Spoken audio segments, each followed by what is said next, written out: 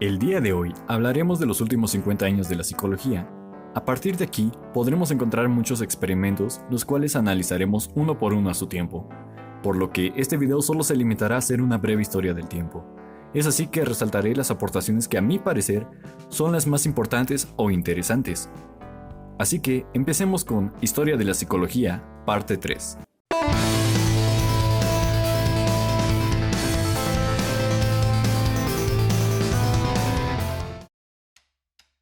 Empezamos este video con uno de los experimentos más famosos en la psicología, el experimento de la obediencia de Stanley Milgram de 1961. Este experimento intentaba demostrar cómo podría nacer en Estados Unidos un estado fascista similar al de Hitler antes de la Segunda Guerra Mundial.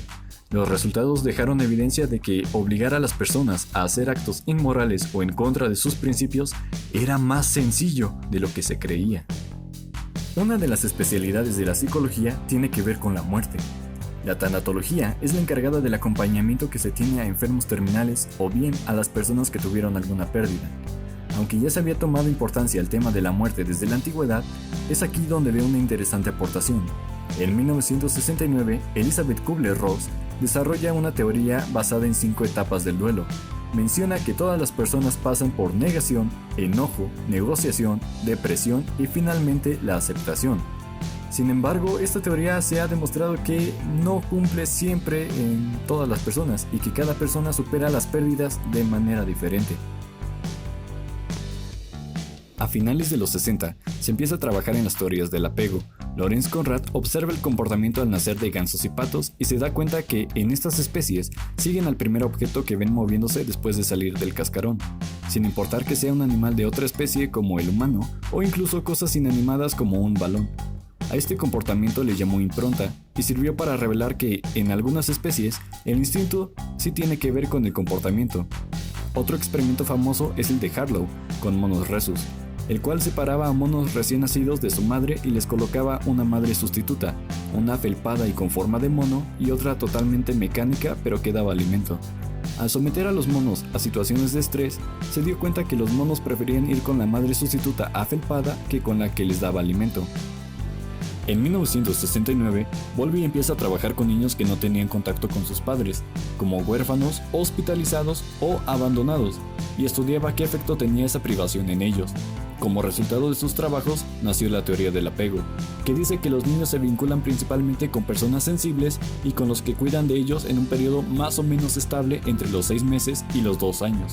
Gracias a sus trabajos con infantes, Bowlby participó en la Declaración de los Derechos de los Niños de la ONU. Más tarde, Mary Ainsworth, alumna de Bowlby, realiza el experimento de la situación extraña, con la que amplía la teoría del apego y clasifica los tipos de apego. Otra psicóloga importante a mencionar es Nancy Bailey, quien desarrolló una prueba que lleva su nombre. Esta se aplica en niños de 6 meses a 2 años y evalúa mentalidad, psicomotricidad y comportamiento en niños para detectar el rasgo del espectro autista. Es a finales de los años 60 donde Walter Mischel realiza el test de los malvaviscos, para poder experimentar y observar el control de impulsos ante las gratificaciones inmediatas. Estos experimentos han ayudado mucho a las empresas para hacernos adictos a sus productos. Y luego dicen que la psicología no es ciencia. En 1971, Philip Zimbardo realiza el experimento de la cárcel de Stanford. El experimento tenía como finalidad ver si el ambiente cambiaba la conducta de las personas. Zimbardo tuvo que suspender el experimento a los 6 días de haber iniciado, todo antes de que se saliera de control. Al parecer, la conducta cambiaba demasiado por el ambiente. Su experiencia en este experimento la describe en su libro El efecto Lucifer. En otro video veremos a profundidad este experimento tan polémico. En 1975, Michel Foucault publica Vigilar y Castigar, donde habla de cómo se intenta manejar el comportamiento de los convictos desde las instituciones. Te recomiendo leer todas sus obras. En la década de los años 70, Hans Eysenck empieza a hacer relaciones entre las bases biológicas, culturales y comportamiento, desarrollando su propia teoría de la personalidad. En 1979, Uri Bronfenbrenner desarrolla su teoría ecológica, en la que habla de cómo los ambientes influyen en nuestra conducta, desde los más cercanos como la casa y la escuela, hasta los más lejanos como el ambiente laboral de nuestros padres o amigos, el cómo nos adaptamos a nuestra cultura y cómo vamos cambiando conforme va transcurriendo el tiempo y estos ambientes también se van modificando. En los años 80 aparece un tal Howard Gardner con su teoría de las inteligencias múltiples. Esta teoría menciona que la cultura y la biología desarrollan ciertas capacidades específicas en las personas que les ayudan a manejarse mejor en su ambiente. El que también era muy activo a finales de los 80 era Noam Chomsky. Sus mayores aportaciones eran sobre lingüística y cómo concebimos el mundo a través del lenguaje. Por cierto, sus ideas lo llevaron a tener un caluroso debate con Skinner y su explicación de la aparición del lenguaje en el ser humano. En 1985, Oliver Sacks publica El hombre que confundió a su esposa con un sombrero. En este libro, el neurólogo británico relata de forma bastante amena algunos de los casos con los que se topó durante su práctica clínica. En 1995, Daniel Goleman publica su libro de la inteligencia emocional, en el cual plantea una forma diferente de ver la inteligencia y las capacidades que son necesarias para la vida. Un año más tarde, Aaron Beck publica su libro sobre terapia cognitiva, una de las terapias más efectivas para tratar los casos de ansiedad y depresión. Entramos en el nuevo milenio con Martin Seligman y sus estudios sobre la felicidad, lo que se llamaría psicología positiva más tarde, la cual busca cuáles son los componentes que nos llevan a un estado de bienestar. Cabe mencionar que este psicólogo era alumno de Aaron Beck, y resulta paradójico que mientras el maestro estudiaba la tristeza, el alumno estudiaba la felicidad. Parece que hay campo abierto para estudiar otras emociones, ¿no? En el año 2000 se le entrega el Premio Nobel de Medicina y Fisiología a Eric Kandel, neurocientífico que sus investigaciones sobre el funcionamiento celular del cerebro ayudaron a comprender el funcionamiento de neurotransmisores y del comportamiento de enfermedades como Alzheimer, la depresión y la esquizofrenia. Nancy Etkoff es una psicóloga que desde la década pasada trabaja en la percepción de la belleza y cómo ésta influye en nuestro comportamiento social y biológico.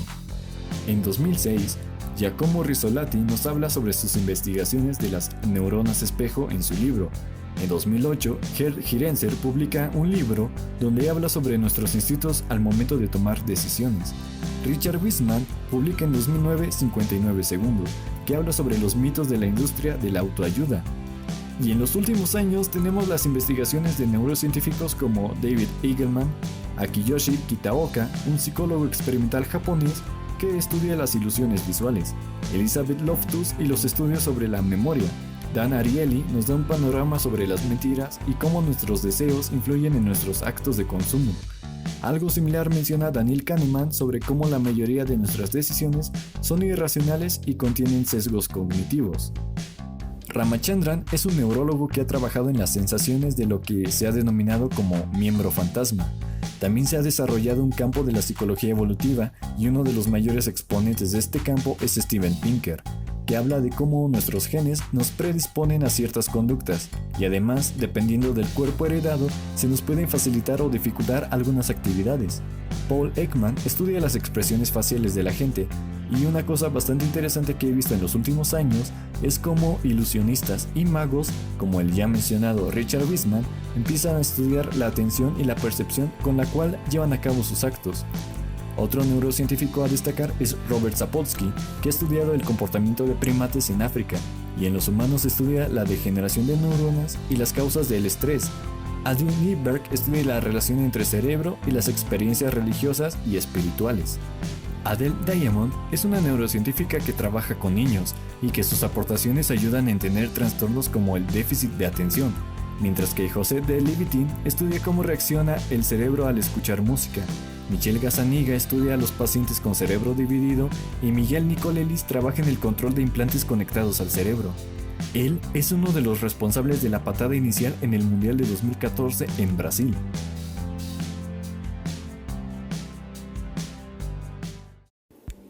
Si estás estudiando psicología o te interesa aprender sobre esta ciencia que estudia el comportamiento, espero esta línea del tiempo te ayude a comprender a grandes rasgos todo lo que abarca y algunos autores que puedes ir investigando por tu propia cuenta. En el siguiente video abordaré los mitos más famosos de la psicología y en un futuro analizaré autores y experimentos. Como en los videos anteriores, te dejo una recomendación de música en la descripción y espero hayas encontrado al personaje oculto de este video. Así que sin más, me despido, deseando que en el libro de la vida nos tenga escrito un nuevo día. Hasta luego.